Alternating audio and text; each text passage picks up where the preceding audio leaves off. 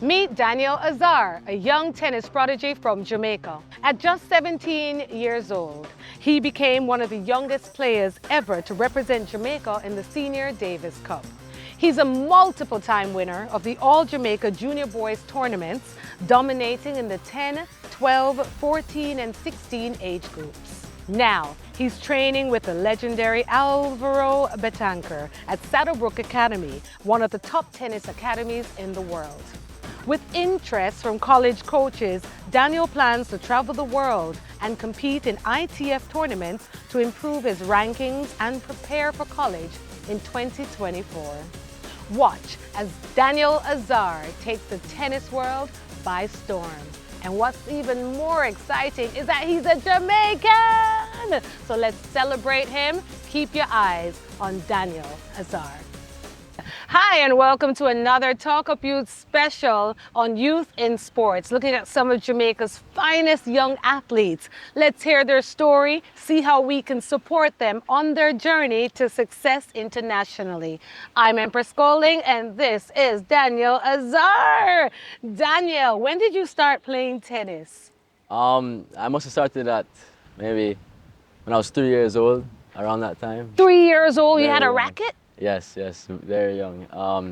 My parents started me at a young age, and from then I just loved the sport and had big dreams in, becoming a professional player in it, and I just never stopped. Well, here he is with us today. Tell me about 3 years old growing up. Tell me about your life in Jamaica and tennis. Tell me, how often were you playing? Who were some of your coaches growing up? Where did you train in Jamaica? Tell me about Right. that experience. My first coach was Coach Arthur Philpotts. He coaches my Yes. son and my daughter as Really? well. Yes. Yeah, he's a great coach. I used to go to he had like these mini tennis courts, like these big courts, many kids there, and yeah, it was great. He kind of made things fun for us at a young age, and yeah, it was great. It was yeah. fun. So Daniel, you started playing at 3. You were training here in Jamaica growing up. Are a lot of children interested in tennis here in Jamaica? Yes, I would say so for sure. Over the past couple of years, I've seen much more kids come out, watch the tournaments. I've seen some junior tournaments. Many more players, definitely, just coming out and playing. Yeah. And yeah, tennis is a great sport, and yeah, it's just the youth. They really love it. They enjoy it. Tell me And- about tennis. Like for somebody who's never really taken in the game, has no love or passion for it. You've done this since you're 3, you're 18, so you've been in the game 15 years. Yes. Walk me through the game, 3 sets, how many hours, how does it start, who serves first after you flip the coin? What is this sport called tennis? Well, it's not like many, it's a very unique sport because it's just you on court alone. You don't have anyone to rely on or someone to blame if you make a mistake. So it's really just you versus your opponent. So yeah, it's 3 sets. Yep. The Grand Slams, which are like the pro athletes play, are 5 sets. Oh, yeah. Best of 5, but what I'm doing now is best of 3 sets. So yeah, you really have to be fit. You're out there for many hours on court. Sometimes, I think one of my longest matches were like 3.5 hours. 3.5 on court. hours in the sun like this? Yes. So it's How do you survive? I mean, you have to stay fit. It's a hard sport because you really have to give you 100% for Physically. every point that you play. Yes, Yeah. definitely. And you mentioned the mental strength that is needed to play a sport as an individual. And I want you to just pick up on that for me now, because you have a lot of team sports and you can rely on your teammates. Yes. You alone, and I've seen young men your age freak out after a loss. Right. Like, I'm never doing this again. And, and blaming themselves for everything that went wrong on the court. Tell me about some of your low moments, your losses, and how do you manage mentally? Right. Well, the mental part of the game is huge, I think. I think that's the gap between the best and the rest of the players really. Your mental has to be strong. For my tough losses, I've had some tough losses for sure, but for me, I just have to learn from them. You know, it's not really a loss once you learn from it, because you get better, and it's just the experience that you gain from the matches. The losses are learning and teachable moments. That's the big A. That's the quote. There you go, Sure. Daniel Azar. So Daniel, you've been doing this for a long time, going through primary school and high school as a tennis player. How many hours do you have to invest in this to become who you are and also to be a part of one of the greatest tennis academies in the world? Right. Well, right now I train 5 to 6 hours a day, so it's a lot, and you have to mix that in with school as well. So you really have to manage your time wisely. You know, I think I do 5 hours of playing tennis, and then 1 hour of fitness and just strength training and stuff like that.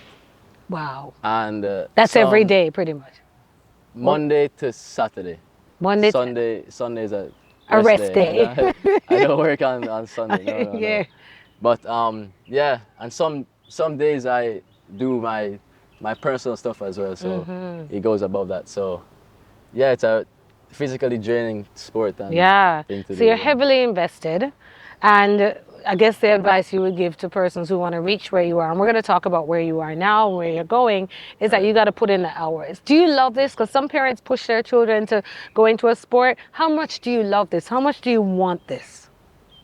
Badly. I mean, if I was doing this and I didn't love it, I mean, I would say I'm idiot. I mean, I'm an idiot, you know. And people Yeah. that do this and don't, I love it. I mean, you really have to enjoy it. You have to enjoy what you're doing, and if you're putting that many hours in and you're not loving what you do, it's just a waste of time, really. So yeah, I mean, I really have a passion for it, and I want to see where I go. Yes. Tell me about the tournaments that you've had here in Jamaica, the tournaments where you've represented Jamaica, and tell me about some of the stats, the wins. I mean, how many games? How does this thing work? How do you get ranked? You know, tell me about the journey.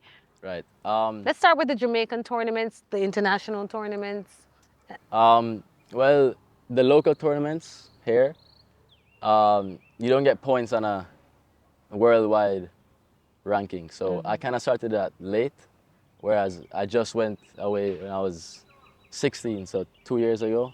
So up till then, I was only playing local tournaments, and sometimes I would go away, like I represented Jamaica in the Junior Davis Cup from Yes. 12s, 14s, and 16s. So that was really the only time that I went away and played. And how was that Sure. to leave your country, a young Jamaican boy, and entering these international tournaments of great players from all across the world, repping us, and we're proud and we thank you. But what was it like? It was great. I mean, super fun. It was a great experience for me as a young player. I went with 2 people every time. It was 3 people on a team along with the coach. And yeah, at that young age, playing against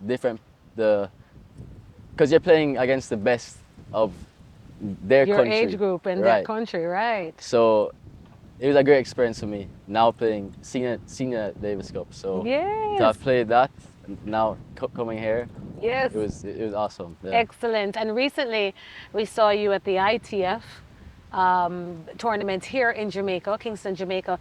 Yeah. And he ended up with a broken, what do you have? A broken foot? It's not broken. It's Fractured? my ankle. You fractured your ankle. Not fractured. It's like a ligament. I Yeah. don't know. Some Torn ligament or something to I don't that. really know the So specific. tell me about that competition and what it meant for you, and take me through what happened when you had this accident. I heard that you were injured, but you kept playing the game. Right. Yes, I did. There were 2 tournaments, and I got hurt in the first one. It was the quarterfinals, and it was set all in the 3rd set. It was 3-all when I hurt it, Oh my goodness. and then yeah, it was, I mean, really bad. The pain was horrible. I mean, I fell on the ground, nurse had to come on the court and blah, blah, blah. And she wanted to treat me on court, but I knew that if I got treated, it would have just been, so like the swelling and the ankle would have made it worse. Because, you know, you have the adrenaline going and stuff. So I just said, no, I'm fine, just get me off. You So got back up? I continued playing. I actually went up 4-3. Really? So I was very close to Yeah. pulling it off, but I mean, I couldn't serve, which was a big thing for me. Because you have to put the Yeah, pressure yeah, on the exactly. leg to serve. So once I realized that, I started serve underarm and just kind of try whatever I can to win, but never really worked out in the end. But yeah, I mean, it was a good match, you know, a good learning experience for me. I don't know why you kept stuff like that. going, but that's definitely a sign of perseverance. But don't do that again. Right, that's okay? what I've heard. That's what Because I've it heard could have about. been worse. Yes, Oh my yes. gosh. In that match, I was actually cramping as well. I mean, that match was close to 4 hours. I What? think. Yes. That was a 4-hour game? Close to nearly 4 hours. I mean, oh my gosh. sun was hot. Beating Yeah. and, So, yeah.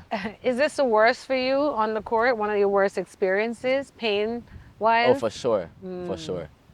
I'm not really someone who cramps on court a lot. That was like only like maybe like third time I've ever cramped. Yeah. And with this as well, it was rough. But you know, I was just learned to never give up and to just keep fighting, and that's what I did. So Never give up, keep fighting, says Daniel Azar, and he is doing that. You're going to be out for a while. What are the doctors saying? You can't play for the next, I'm sure, 4 or 5, 6 weeks, right? yes, I mean, I'm out for approximately 6 weeks until I can get back on court. But I'm gonna still do my gym work, just not involving my leg. I actually I'm going after this. I'm going to go do some fitness as well, just to work Okay, on so my you still have to work on upper other body and parts stuff of like the that. body, right? For sure, because Yeah. if I was doing nothing for 6 weeks, it'd be a major setback. So So you keep you know, training definitely. and healing, and I have a little piece of footage in my phone that your dad took of Daniel a day or two after this in his house playing some kind of tennis with his friends. And what is that? Let me just show you what I saw.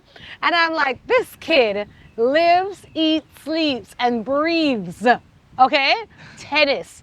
And that is what I love to see with our young athletes. You remember that? Yes, Yeah? I do. You want me to show you it, or you remember? I remember. I remember the video. So in your house, you have little areas That's the where area where it's like you use the table tennis rackets. Yeah. We have like a net. And we just play like tennis. That's it's a so fun much game. fun. We've And been you playing can- it since like years now. Like, Yeah. I was probably like 6 when we started playing it, and we still play it today. It gave me an idea to do that in my house. now. Yeah, no, it's a fun thing to do. I'm for going to sure. do it because we have a table tennis, big old table. Yeah. But in the hallway, I'm like, oh, just put a net and let the kids. Yeah, Yeah, that's a Definitely. smart idea. DIY tennis practice at home with a bad foot, which will be healed. You're at Saddlebrook Academy. When did you end up going there? Tell me about that academy. I went there 2 years ago. It's a great academy. I mean, when I went there, my game just shut up immediately. Their program is great. The coaches there really help you, you know, and you're surrounded by other players who want to be the best, which is good. You know, you're in that environment, so you will have to work hard And it pushes you to level up, Exactly, right? exactly. Yeah. Is it a co-ed school? Yes. It is, Yes. okay. They do tennis and golf there. Okay. So I'm going to ask you something. As a young 18-year-old, quite handsome with a Jamaican swag, okay, and you know I'm Auntie Emprezz, so I got to check in on my boys and make sure they're behaving. The girls must be at you, man. Come on, tell me about that experience. Oh, Daniel's like, why is she asking me this? Because I got to ask these questions. I don't know. I don't know how to respond to that one. Are the girls checking you, as we'd say in Jamaica? Them a check you? Or you a check them? On the low, on the low. On the... Daniel said, listen, I'm studying, I'm focused on my tennis. Focus on your tennis and your books. So take me through a day at Saddlebrook Academy. Earlier you said now you're training 5 to 6 hours. When do you put in the academic work, and how is it balancing the academic responsibilities and the sporting responsibilities? Right. So a full day there. School starts at 7:30. So you have to be up, have breakfast at the schools because they provide food there. So 7:30 to 9, you have the first school session. Then from 9 to 11 is tennis. Then back at school from 11:15 to 1:30, and that's with lunch as well. And then from 2 to 5, the tennis and the fitness as well. Wow. And sometimes, some days we end at 6. So when you're traveling, like now being in Jamaica, I heard you had online school yesterday. So they provide that opportunity for you. Yes, for sure. They're super flexible with that because with student athletes, you have a lot of people who want to travel and play tournaments and stuff like that. So they're very good with having the Zoom sessions and keeping the students with the school. So yeah. Well, we sure learned how to Zoom during COVID. Yeah, for sure. So you've trained with some legendary coaches. Tell us about Alvaro. He's the best of the best, really.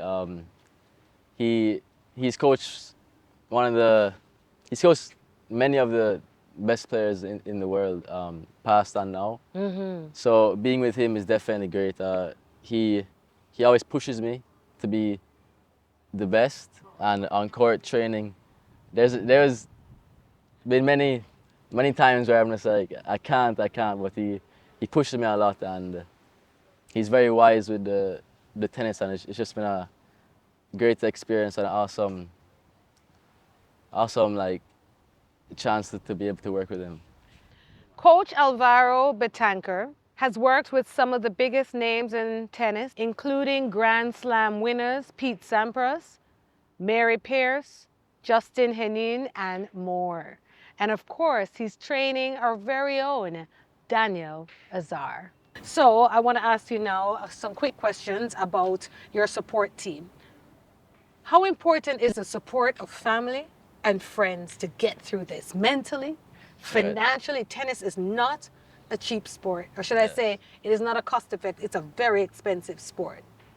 How is the support from family and friends, and what, let's start there. Tell me about your support system. It's great. 10 out of 10 really. My parents are awesome in that. They support me through thick and thin really. And yeah, as you said, it's not a cheap sport because you have to get the rackets, clothes, bags, and shoes. Actually, the shoes, they wear off in like a month. Really? So, yeah, you have to keep buying shoes. So every month we need a new boot? Yes. Oh gosh. And then when you travel, you have to travel tours. But I mean, yeah, the support from my parents and my family has been awesome. They're the best with that, really. So. Oh, let's big up your parents right now. Tell them, if you could tell them something right now, say something to your parents right there. My in parents. That camera, yeah. Just that I love them very much and thank you for everything. Yeah. Oh, that's sweet. That's so sweet. I just love family support in sports here in Jamaica, and we need more of it. But Jamaica doesn't have enough courts, yeah? Yes. It's not a sport that you see widely promoted in rural areas. What do we need to do more as a government, as sporting advocates, to really give access to the youth for tennis? Right. Well, as you said, the courts is a main big thing. I mean, it's not like football or track where you can just play in like your backyard or just train. You need a court and you need the rackets and whatever you can. So, I mean, yeah, I think the Ministry of Sports doesn't really focus on tennis that much. I guess because it's not as big as the other sports, but because the talent is there in the youth. I mean, I've played with many good players, and they just stop playing because they don't really see a future with it, and they don't want to keep investing in it. And yeah, I mean, we need more courts for sure. Yeah. Sponsors as well to help with anything, and just to help tennis grow and become big. Yeah. Well, let's see how we can advocate, and hopefully corporate Jamaica can put the spotlight on this sport. It's a very disciplined sport. It's a fun sport. And I think we Jamaicans, as Daniel said, our youth have the talent, but we have to also invest in them and also present to them the opportunities in this sport. Not Right. just to become a Grand Slam tennis player, but also a pathway to college, because Yes. many colleges will accept great tennis players. So Daniel, we don't know where you're going, but we know you're going somewhere. Thank you for sitting with us. We are so proud of you, and we're looking for you. Just make sure we all get crew. Make sure we get our tickets. Yeah, to the big games. All right, Daniel. Course. Yes, man. Such Thank a you for pleasure. having me. For Thank sure. you so much. Thank you. Daniel Azar, Jamaica's prodigy, tennis player. Keep your eye on him. More to come. I'm Empress Golding, another special edition of Talk Up Youth, Youth in Sports. Daniel, can you cook? Yes. Okay. Daniel, what's the craziest thing that's ever happened to you on a tennis court? I broke my foot and kept playing. He broke his foot. Do you get crazy and cuss and go on bad and emotional when things don't go your way on the court? No. Who teaches you discipline on the court? My coaches Yeah. as well, but as I said, with the mental aspect, it's huge. You have to keep it calm, like keep cool when you're playing, because tennis, I mean, I've witnessed people who are like rolling, winning, like very easy, and just that one little thing can change the whole game, the whole momentum. So it's very important to not get heated, not get upset, and just keep calm and keep playing. Keep Yeah. calm and keep playing. That's keep calm and keep playing. Any endorsement deals right now, like, you know, brand deals on the table? Or are you looking for something? Not right now, but I've been talking with some for sure. Excellent. To Hopefully brands some in the out there, future. come on, man. Let's get this guy signed. And the other thing I want to ask you now, do you sing? Can you dance? Do you have any other hidden talents? I don't sing. You don't sing, but you dance. I dance, yes. Yeah. Parties, you have to dance, man. Oh, so to go party. I like that. So what's the hot dance right now for the young guys? Hot dance? Yeah, what the dance now? Show me that. Even though you can't use your foot, show me the dance, man. Walk on. Oh, I can't dance. You can't dance with the foot. I need a girl to dance. Oh, you need a what? What? Did he just? You know, I am done with this. I'm too old for this. Did he just say he need a girl for dance? Did that? You need a girl to dance? Okay, let me come out of young people's business. Yeah, Daniel Azar.